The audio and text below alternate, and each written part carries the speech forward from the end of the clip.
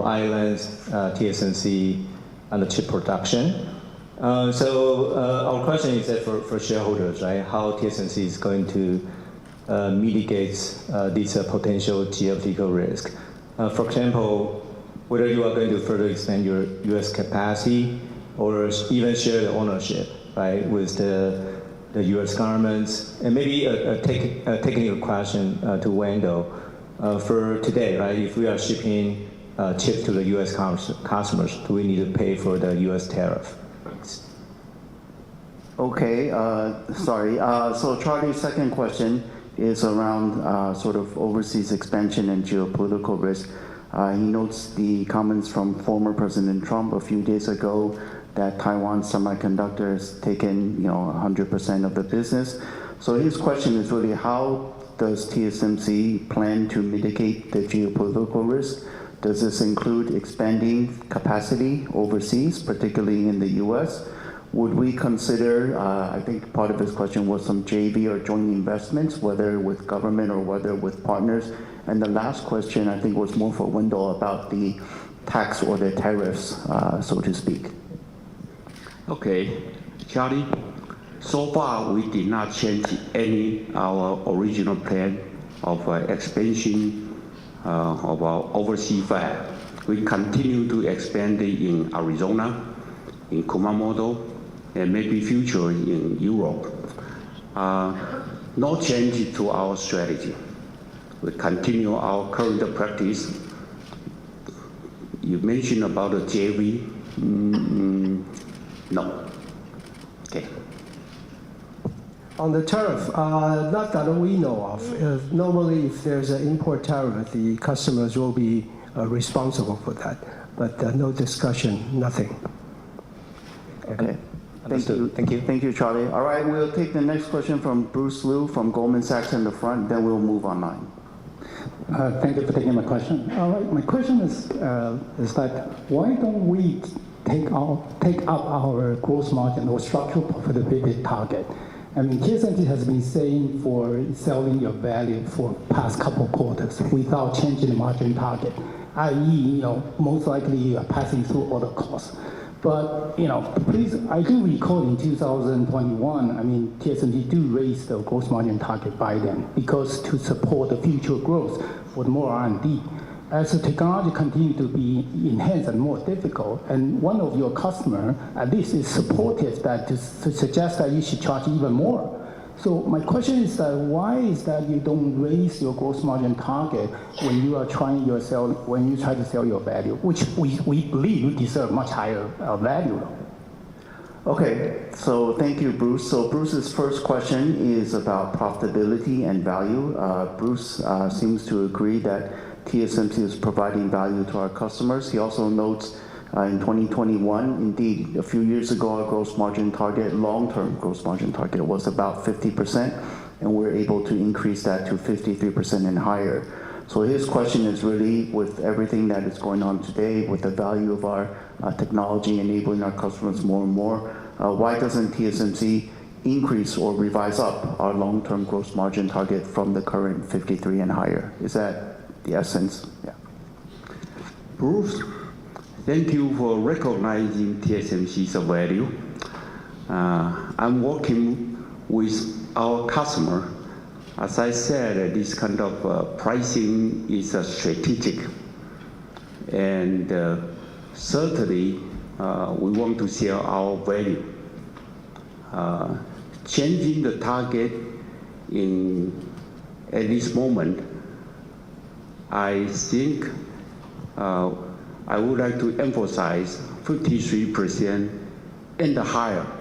Please put more attention to and higher. The number, I'm not going to change it at this time.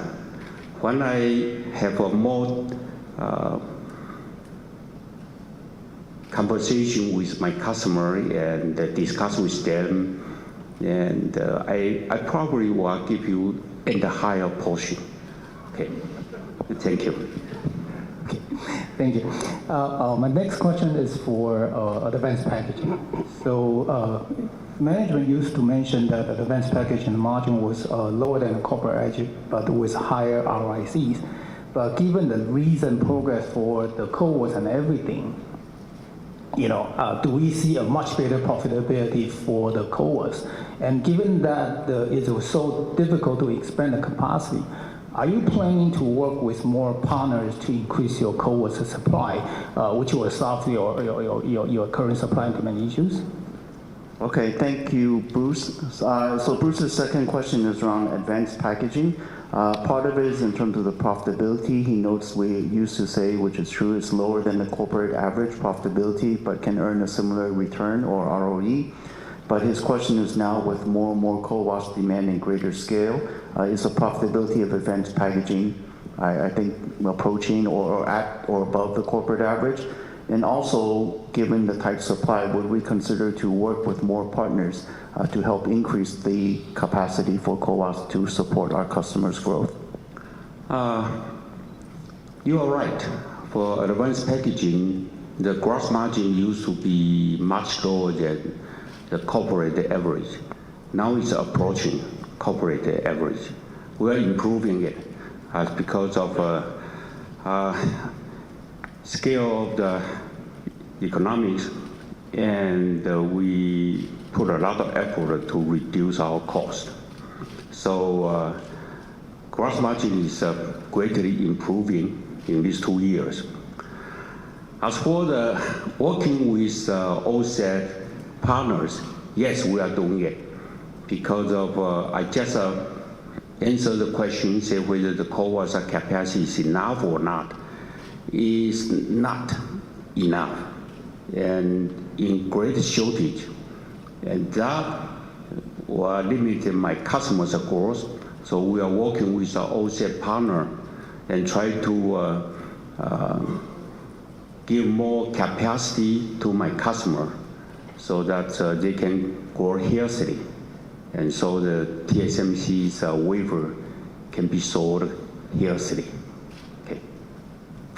Okay, thank you, CC. Thank you, Bruce. Operator, can we move to the first participant online for their question, his or her questions, please? Yes, the first one, we got Brett Simpson, Aerospace. Yeah, thanks very much. My question was really about your capacity plans for the next node. That's N2, including A16. We're hearing that AI chip makers are looking to migrate more aggressively from N-1 to the leading edge, particularly due to backside power, because they're trying to lower their power budgets going forward. So my question, can you support this move? And if so, should we be expecting N2 A16 to be structurally a much bigger node than we've seen in the past few nodes? Thank you. Okay, Brett, thank you. So Brett's first question is on capacity planning, particularly at the leading edge, N2 and A16. So he notes rightly that AI customers are migrating aggressively from N-1 in the past to the most leading node. He notes particularly A16 driven by the interest in backside power. So his question is, can we support this move in terms of capacity to support the customers? And also whether thus N2 and A16 will be a much bigger node than our nodes in the past. Brett, you are right. All the people want to move into kind of a power efficient mode, and so they are looking for the more advanced technology so that they can save power consumption. And so a lot of my customers want to move into N2, N2P, A16 quickly. We are working very hard to build the capacity to support them. Today is a little bit tight. Not a little bit, actually, today is very tight. I hope in next year or the next 2 years we can build enough capacity to support this kind of a demand. Today, yes, we are working hard to support them, and enough? Not yet, but we are working hard to get it. Does that answer your first question, Brett? Okay, thank you. Yeah, that's great, Jeff. Thank you, C.C. Wei. My follow-up question was for Wendell. I wanted to just dig into the gross margin dilution from N3. Where is that at today? And does the introduction of N3E structurally improve your N3 returns? I guess N3E is less capital intensive, there's less EUV layers. So I'm keen to understand if this drives better economics for TSMC, particularly as you start to ramp more N3 capacity in the second half of this year. Thank you. All right, thanks, Brett. So Brett's second question is on the gross margin dilution from N3. He notes that N3E uses less EUV layers, less capital intensity. So his question is, as we ramp N3 more and more, does N3E structurally improve the returns and gross margin of N3 as a whole? Okay, Brett, we don't break it down between the different nodes within the family, but I can share with you, overall speaking, as we said before, N3 takes a longer while to reach the copper mark. In the past, it was about 8 to 10 quarters. For N3, we're looking at 10 to maybe 12 quarters. But it is improving, and we expect it to continue to improve. Okay. Thank you. Okay, thank you, Brett. Operator, let's take the next set of questions from the next participant on the call, please. Next one to ask question, Charles Shi from Nikkei. Go ahead, please. Yeah, thanks for taking my questions. Maybe the first one, I just want to follow up. Wendell, I think I heard you talking about that potentially more N5 to N3 conversion, maybe beyond what you are trying to do right now, the conversion. Just want to understand the overall philosophy here, because I think in the past, the TSMC does do this node-to-node conversion quite actively, let's say 10 nanometer to 7 nanometer, and probably even earlier 20 nanometer to 16 nanometer. And I think you told us basically treat 10 and 7 as one large node, 20 and 16 as one large node. Should we start to really think about maybe 5 and 3 or just one big node, and maybe more conversion? We should think about more of the N3 capacity growth will come from conversion going forward, less from the greenfield investment. That's the first question. Okay, Charles. So Charles' first question is really look at our conversion strategy. He notes that, we have always talked about building in tool commonality to provide us flexibility. We have done so in the past at certain nodes like 20 and 16, 10 and 7. So his question is really, we have said that we potentially convert more N5 tools to support the strong demand for N3 capacity. So his question is, should we, investors, analysts, start to think about N5 and N3 as one big node? Right. You mentioned about 12 and 16. They are a big family. 7 and 10 are a big family. But 5 and 3 are not a big family in our definitions. At the same time, there are node-to-node tool commonality in TSMC is pretty high. So for 5 and 3, the commonality of tools is over 90%. And these two nodes are adjacent. They're all in Tainan Science Park. And so it's very easy to do the conversions. Did I answer your questions? Yes. May I ask a second question? Certainly. Thanks. maybe a question about CoWoS. I think I heard CC, you said maybe there's some technical difficulty on my side. I just want to clarify. Maybe you may double the CoWoS capacity again in 2025. But a little bit more technical question. I do want to better understand the technology constraints because your customers seems to be migrating from CoWoS S to the more advanced version CoWoS L, CoWoS R, and we learned that CoWoS L R does not require TSV, does not require a large silicon interposer. Does that help, at least to some degree, the capacity constraints you are facing on overall CoWoS?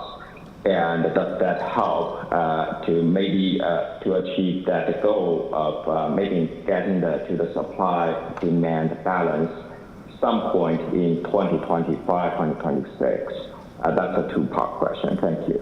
Okay, Charles. So Charles' question is really on CoWoS. First, he would like to clarify. We said that CoWoS capacity is more than doubling in 2024. He said, did we say, is he correct to understand we said it will double again in 2025? That's the first clarification. And then he would like to know, as customers migrate from CoWoS S to CoWoS L and CoWoS R solution, a lot of technical challenges or benefits, changes, sorry, not challenges. Does it help alleviate the capacity constraints, and would that allow CoWoS to reach supply-demand balance in 2025? So one to clarify and one on the different solutions. Well, boy, Charles, you really know all the detail of the technology. You know the CoWoS R, CoWoS S, CoWoS L, blah, blah, blah. All this kind of thing is because of a customer's requirement. So even the same customer, they have a different approaches for their different product. When I say that we double the capacity, this is summing all the different versions of the CoWoS together. Which portion is really double, which portion is much more than the other one, I'm not going to share with you because this is related to my customers' demand. So from last year to this year, we are more than doubled. And as I said, from this year to next year, we want to double again, or probably we want to more than double again. But still, I have to work with our OSAT partner to increase the overall supply to support my customer. Whether that's this kind of different version of the CoWoS will give me some flexibility today, yes and no, because different version has a different tool set. But in common, some of the tool can be used by all the CoWoS. Okay, but different version have a different demand. Okay, thank you, CC. Thank you, Charles. We'll come back to the floor for the next two questions, please. We'll take the first one from Laura Chen from Citigroup, and then we'll go to Sunny Lin from UBS. Thank you, Jeff. Thank you for taking my question. My first question is also on the advanced node. I remember, CC, you mentioned earlier that every clients are now engaged with you on the 2 nanometers migration. So I'm just wondering that when we enter in maybe 2026, the second year, can we expect that the revenue contribution initially will be larger than what we had comparing to N3? And also wondering that since the performance is much better, so can we expect the dilution period will also be shorter than N3? Okay. Sorry. I'm sorry. So Laura's first question is about N2, basically that almost every customer is engaging with TSMC on 2 nanometer technologies. So her question is, do we expect the revenue contribution from N2 in 2026, therefore, to be larger than compared to N3 at a similar point in time of the ramp? And also correspondingly, would the N2 margin dilution be less or better than N3, basically? I will give this kind of a money's question to the CFO. Okay. All right, Laura, the revenue, yes, it's going to be bigger. Okay. Gross margin dilution, it'll be faster to reach corporate average. Okay. That's very clear and helpful. Thank you. And also, my second question is also on the packaging side. So we know that last time we also discussed and the Edge AI will also benefit for TSMC in terms of the advanced nodes, the die areas. Just wondering that, do you also see your Edge AI device clients, they are moving to 3D IC or SOIC anytime in the next 2 years? Or before that happening, can we expect that more clients on the smartphone side, they will also adapt maybe info first? Because so far, our understanding is that info, you only have one advanced, one single client. I'm just wondering that we see, if we see that more clients to move to on the Edge AI side on advanced packaging. Thank you. Okay, so Laura's second question is very specific, but again, in regards to advanced packaging, with more and more customers working on Edge AI devices, without being overly specific, but what does it mean or the implication for advanced packaging solutions? Do we expect in the next 2 years to see these Edge AI customers start to use SOIC or 3D IC? Particularly smartphone, will they still be using info, or will they also consider these solutions as well? Is that correct, Laura? Okay. Well, very technical questions. Let me share with you, as my customer moving into 2 nanometer or A16, they all need to probably taking the approach of chiplets. So once you use a chiplet, you have to use in advanced packaging technologies. On the Edge AI, for those kind of smartphone customer, as compared with the HPC customer, HPC is moving faster because of bandwidth concern, latency, of footprint, all those kind of things. For smartphone customer, they need to pay more attention to the footprint as well as the functionality increase. So you observe my big customers taking the info first, and then for a few years nobody catch it up. They are catching up. Okay. Thank you very much, CC. Okay. Thank you, Laura. We'll take the next question from Sunny Lin from UBS, and then we'll go back to the call. Thank you, Jeff. Good afternoon, CC and Wendell. Thank you for taking my questions. So my first question is on your business opportunities for smartphone and PC. Last few years, both were like X growth for quite some time.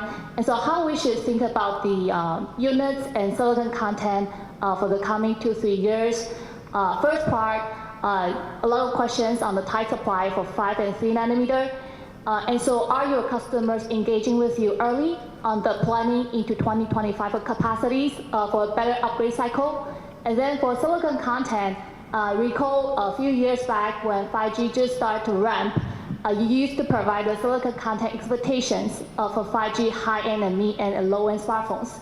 So I wonder at this point of time if you have any estimates for AI for smartphone going to next 2-3 years.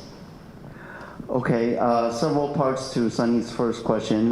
She's looking at smartphone and PC. So the first part is she wants to know, in terms of unit and silicon content, what is our expectation for smartphone and PCs in the next few years? N5 and N3 supply is very tight in terms of the capacity. Do we have enough capacity to support a potential unit or upgrade cycle? And last but not least, she's asking us to quantify the silicon content per device, per segment from edge AI? That's a very long question, but let me answer the content first. AI is so hard, so that's right now, everybody, all my customers want to put their AI functionality into the edge devices. And so the die size will be increased. Okay, how much? I mean, it's different from my customer to customer's product. But basically, probably 5 to 10% die size increase will be a general rule. Unit growth, not yet, okay, because of we did not see a kind of a unit growth suddenly increase, but we expect this AI functionality will stimulate some of the demand, so stimulate the replacement to be shorter. So in terms of a unit growth, that in a few years later, probably 2 years later, you will start to see a big increase in the edge device, that's a smartphone and the PC.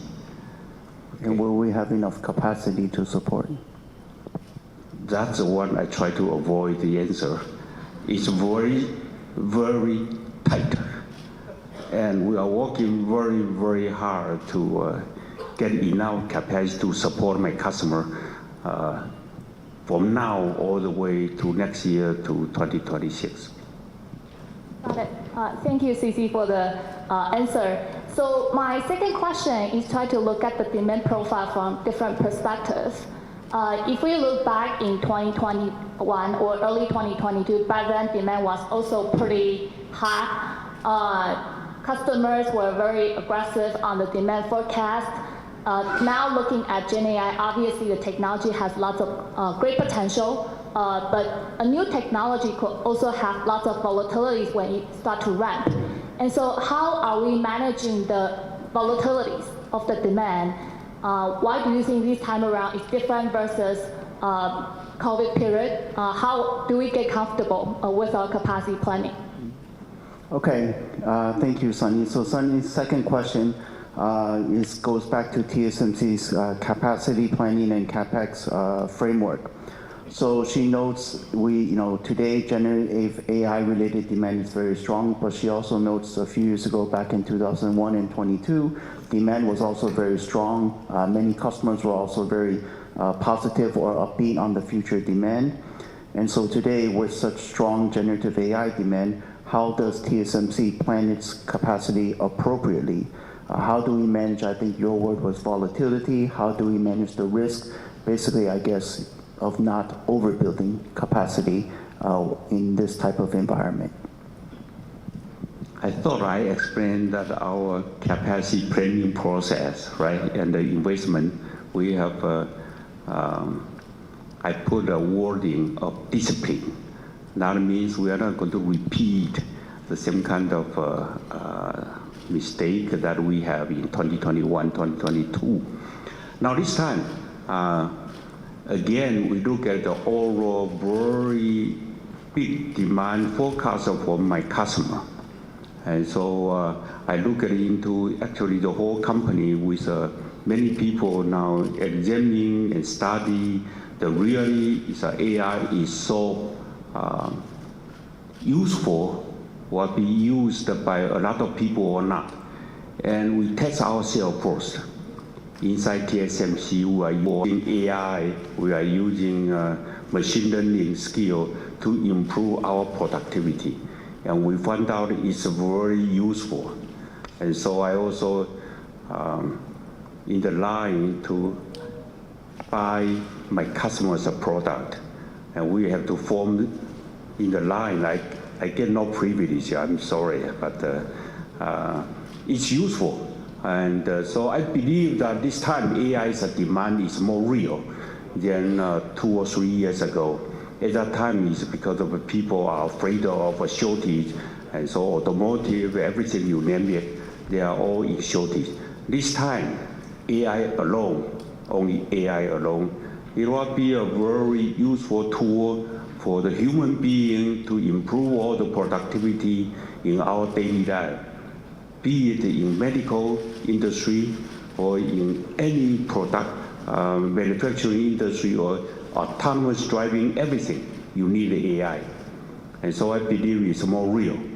But even with that, we also have a top-down, bottom-up approach and discuss with our customer and ask them to be more realistic. I don't want to repeat the same kind of mistake 2 or 3 years ago, and that's what we are doing right now. Great to know. Thank you very much.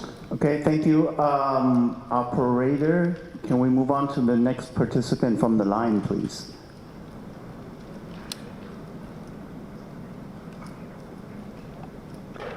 Okay, if not, then maybe we'll take the last 2 questions from the floor, or 1 or 2. Let's start here and then here. So we'll start with Arthur live from Macquarie. Hi, CC and Window and Jeff. Thanks for taking my question. Arthur live from Macquarie. I used to cover the downstream tech and especially data center before. And so I want to ask CC about the SPR, because I think this is very important from the data center perspective. So when you bring the new technology can save around 20% power, can we also think about you can save the total system's power consumption by another 20%? So it's it's a big change, and from the customer you ask, you spoke to, is they can also you save their total cost of operation, so it becomes the more you buy, the more you save. Yeah. Thank you. Okay, so Arthur's first question, he would like to understand more about Super Power Rail, or our best-in-class backside power solution as it relates to data center demand. He notes, as we said, that it brings greater power efficiency from the chip level. His question, without specific numbers, but what does he mean for the system level power consumption saving? What does it mean for our customers' ability in terms of total cost of ownership, in terms of the power savings? And does it mean that the more you buy, the more you save? The more you buy TSMC's wafer, the more you save. Yes. But sorry, I just want to, I like my customer. Your question, Arthur, you say that 20% save in the chips power consumption. Does that directly reply to, indicate that the system power consumption will reduce by 20%? Probably not, because of the whole system, including the connection, including the networking, including the processor's power consumption. So unless every component save 20%, then you can achieve 20%. But again, the accelerator or the CPU is a big portion of the whole system's power consumption. So even if it is not a 20%, it's a significant portion of it. And so that's why all my customers want to using the leading edge, and they are very aggressive to move into the 2 nanometer technology. Thank you. So I also, encourage the company to do the right thing. So energy efficiency computing is definitely our goal for human beings. And then, so I also would like to get more color about when we go into the A16, and when we expand the capacity, what do you think the biggest bottleneck would be? Okay, so Arthur's second question is in terms of A16, what would be the biggest bottleneck to expand our capacity of A16 to support our customers, if any? We always say that, when TSMC want to expand the capacity, we need the land, we need the electricity, we need the talented people, and so all the above. Okay. Thank you, CC. Okay, thank you. And then in the interest of time, we'll take questions from the last participant on the floor, which is Brad Lin from Bank of America Merrill Lynch. Thank you, Jeff, for taking my question. So I have 2 questions. The first one would be on during the Computex. We obviously have seen quite some big tech companies announce that they are going to accelerate the product launch cadence. So what's the implication to TSMC? Should that give TSMC a better visibility on the pipeline and also the capacity planning? And on the other side, so what are the major challenges that you might face with this faster cadence? Okay, so Brad's first question is that Computex recently, several companies announced their intention to accelerate their product cadence or product launches. So his question is, what does this mean, implications to TSMC in terms of capacity planning, in terms of supporting our customers, et cetera, et cetera. Is that right? Okay. Well, we like this kind of a trend because of TSMC is very good at the leading edge development. And so every product when they design, it at least takes 1.5 years to 2 years. So we got this kind of message, but quite a long time ago. My customer announced it because they are so happy, and so we are happy also because they want us to share our value. So I take that advice. But Goku, don't laugh. Okay, so to answer your question, yes, we have been prepared. And not only because of in June they announced it, much earlier, we already discussed with them, and we prepare for these kind of changes. Got it. Thank you very much. So I would assume that will help us, well, kind of sell the value easier. So the second question will be on the, well, obviously we also see the bigger footprint of the AI chips. So, well, there are quite some activities about the fan-out panel level packaging. So do you think that solution will become a mainstream in the mid to long run, or does TSMC have any plan to do the related investment? Thank you. Okay, so Brad's second question is that, again, with AI-related chips, that they're larger and larger die sizes. So his question is in terms of advanced packaging, and specifically fan-out panel-level packaging. Is this something that TSMC is looking at or exploring to do? Would this be something for TSMC in the mid to long term? Yes, we are looking at this kind of a panel levels fan-out technology. But the maturity today is not yet. So I would think it's about at least 3 years later.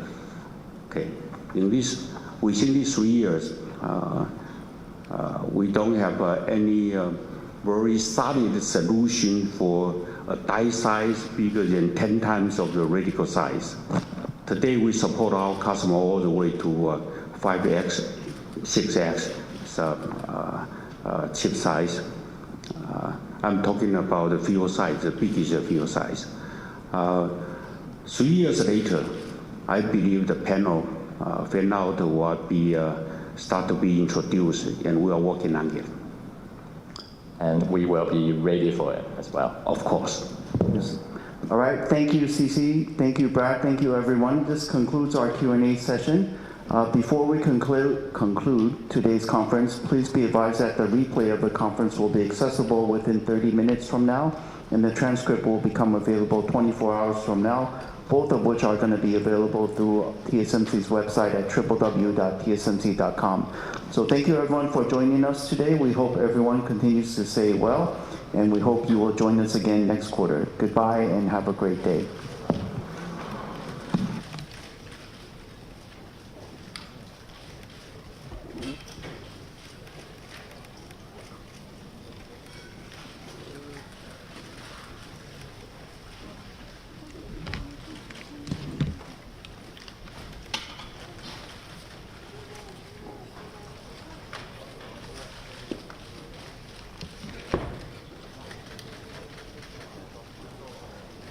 Thank you.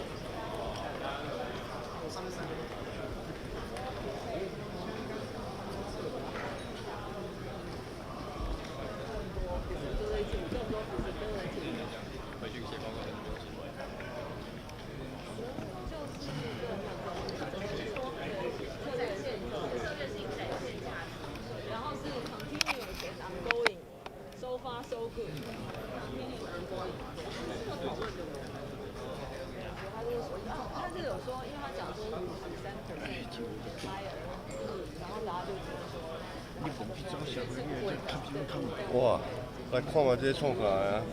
哎呀，趣味。我唔知，你先来吧。虽然有对这些部分的影响，但是较紧张的啦。跑去点会看无啊？得不到奖。要请大家注意，还有 hand higher。一定要配到我，真的要配。我也是啊，以前像哦，厉害啊，港口啊，配完就好了。对对对。他没有调整长期，目前没有。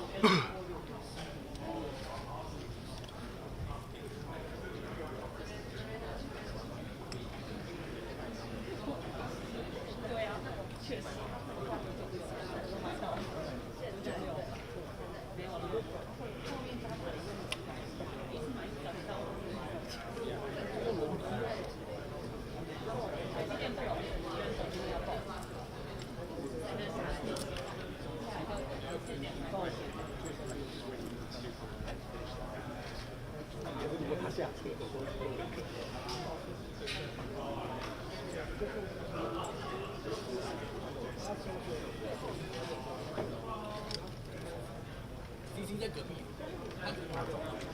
没有，他不是有会后，没有啦。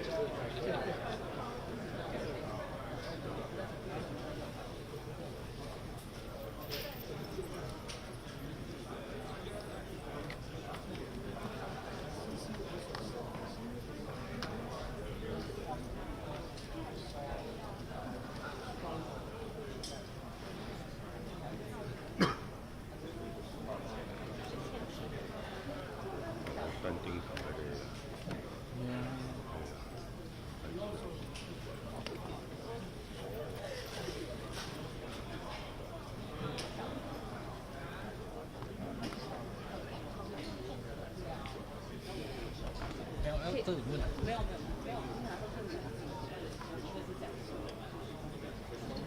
因为还是在这个我解释一下，对对，我解释一下。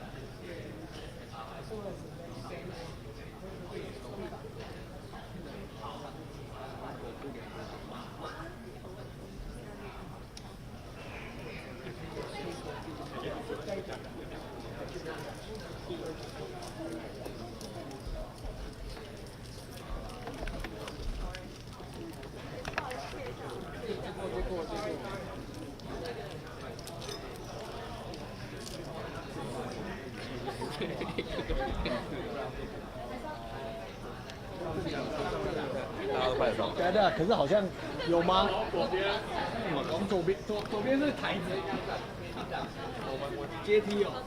哎。哇，这样拍不到啊！你们全部挡住了啊！台上吗？还是那个前面低，妹妹都低一点嘛。前面蹲低的。我这边拍不到。前面蹲下，背包包蹲下。好，可以。安利啥啊？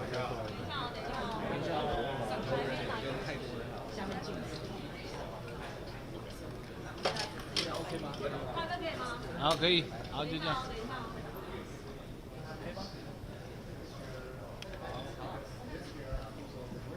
凡麦，有非凡黑，非凡的麦拿出来，拿第一点，把脸这个嘴巴给盖住。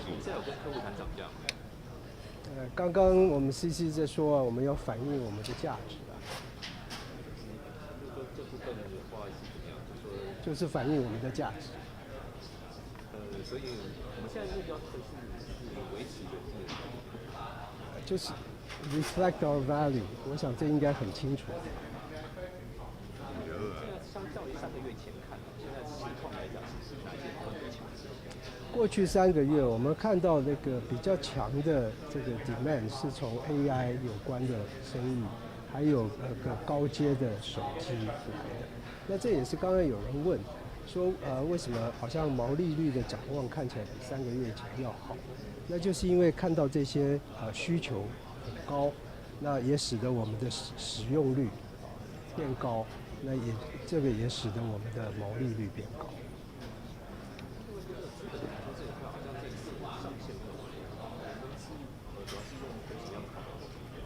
但是我们把下限提高了，所以那就是 range 这个变窄，所以从这个角度看，它就是往上，中间值往上，呀。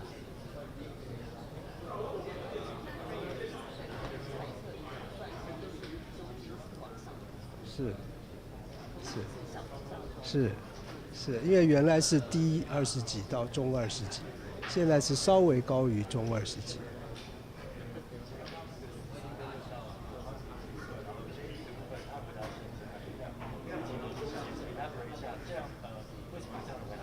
对不起，哪一样的回答？每一个地方，每一个这个不同的国家都有不同的考量，所以在那边我们事实上现在不考虑。要刚刚的问题就是美国嘛，就是不同的情况。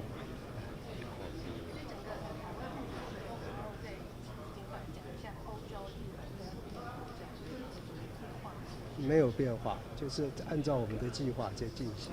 美国第一个厂明年开始生产，日本第一个厂也是明年开始生产。欧洲预计今年下半年要动土。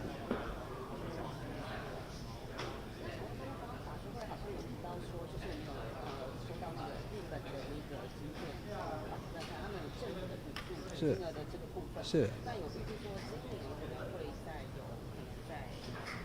收到贷款，然后美国因为其实有签订那个协议，那什么时候会可以拿到？所以我刚刚是建议大家，因为每一个季的季报里面都会有实际的数字，那跟每一个政府它给这个补贴的方法也都不一样，所以我刚刚就建议大家说，不要去看那个预测的金额，我们每一个 quarter 你都可以看到实际的金额。那我刚刚也跟他们说，我们在未来在报告资本支出的时候，还是用总额来讲，因为总额的话你比较容易跟过去来比较。那你要看到说我实际收了多少，那就每一季看那个财报的金额，那就因为很快嘛，3个月一下就到了，所以一下就可以看出来。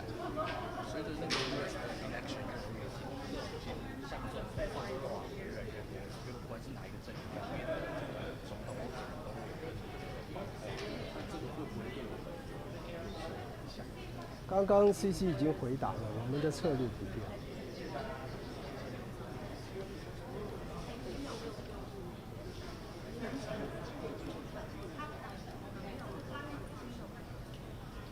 我们的计划还是不变的。问一下，就是说，因为前董事长就提到说，现在股价还蛮低的啦，但是最近好像也不会动。公司这一块怎么看？你们是不是信心？股价会不会有点委屈？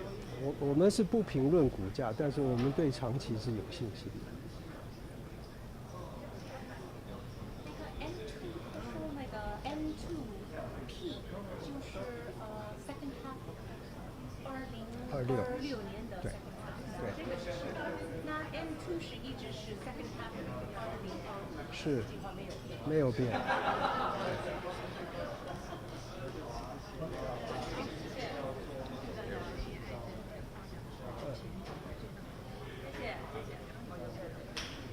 对，对，刚刚就是讲说，现在还看不出实际的数字，因为你要设计一个晶片，要1年、1年半以后才出得来。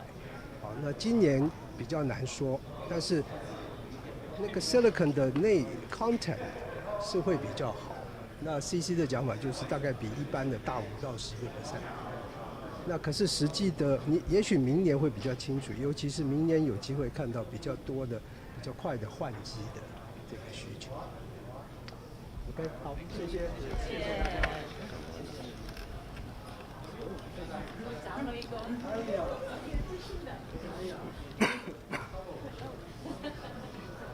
还好我没有带字，我讲什么就被你听到。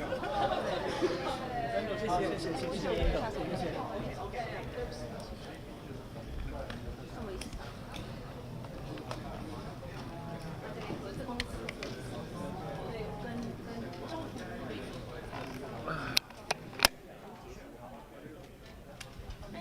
这边，谢谢。